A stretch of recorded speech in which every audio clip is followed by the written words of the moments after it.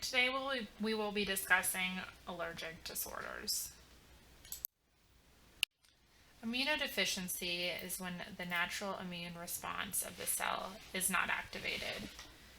An hypersensitivity reaction is when the response is exaggerated after the body has already been exposed to an antigen and antibodies have been built up. Examples of those include allergic reactions, autoimmune disorders, and transplant rejections.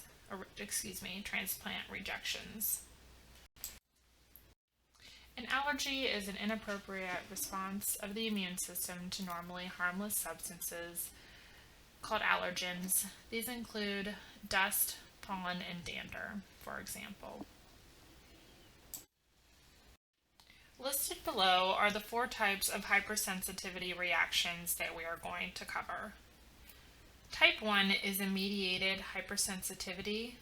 It is the most severe and anaphylaxis can occur. Symptoms of this include edema, hypotension, bronchospasm, and cardiovascular collapse. This can be caused by food, medication, insect stings, or latex. Type 2 is cytotoxic hypersensitivity. And this is when the body mistakes a normal constituent as foreign. An example of this is myasthenia gravis, a disease in which the body mistakenly generates antibodies against normal nerve endings. Type 3 is immune complex mediated hypersensitivity. In this type, an antigen binds to antibodies and is cleared out of the system by phagocytosis. The joining of the antigen and antibody causes an inflammation response.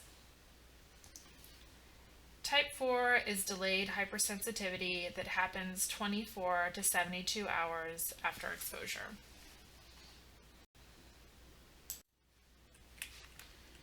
If a patient is having an allergic reaction and is having symptoms such as nasal discharge, itching, and headache, it is a good idea to assess for any seasonal changes, medical history, family history, and the presence of allergens on the picture in front of you.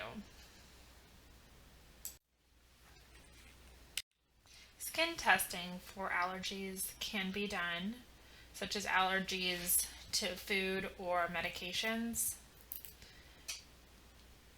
As skin testing is performed, it's important to have emergency equipment available in case anaphylaxis occurs. In addition, corticosteroid and antihistamines are stopped beforehand because it can give a false result. Skin testing is done by an intradermal superficial application of the allergen, and the nurse then assesses to see if the patient is positive for a wheal and flare, which would entail redness, warmth, and edema, which signals that the patient is allergic to that allergen.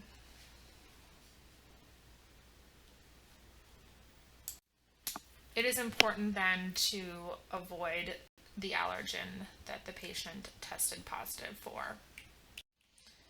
Here are some nursing diagnoses that are good to know. An effective airway clearance would happen during an anaphylactic reaction. This chapter we will be discussing rheumatic disorders. Rheumatic disease encompasses autoimmune, degenerative, inflammatory, and systemic conditions that affect joints, muscles, soft tissues of the body. This is a general overview, and you will learn about rheumatoid arthritis and systemic lupus in MedSurg 3. Inflammation is a complex physiological process mediated by the immune system in response to removing antigens. And those antigens can either be exogenous outside the body or endogenous, which is inside the body. Acute inflammation is less than 2 weeks. It includes vascular, cellular, and phagocytotic responses. Manifestations can include joint swelling, limited movement, stiffness, weakness, and fatigue.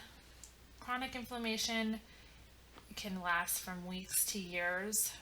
For example, repeatedly inflamed joints. It usually has a slow onset and is self-perpetuating due to ineffective acute inflammatory process.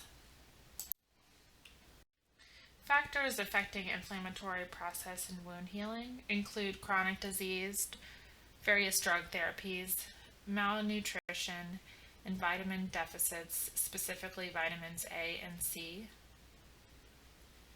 tissue hypoxia, impaired blood supply, impaired inflammatory and immune processes, disease process such as diabetes and corticosteroids can have a very big effect on delaying wound healing in patients. Here are some nursing diagnoses to look over. Some nursing management and interventions include providing comfort measures.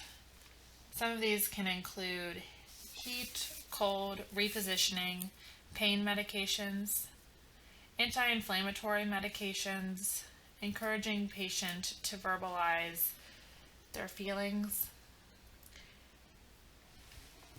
In addition, it is important that patient get rest between activity, have regular sleep, wake time, and a good environment. If the patient has impaired physical mobility, it's important to include range of motion on the affected joints as tolerated.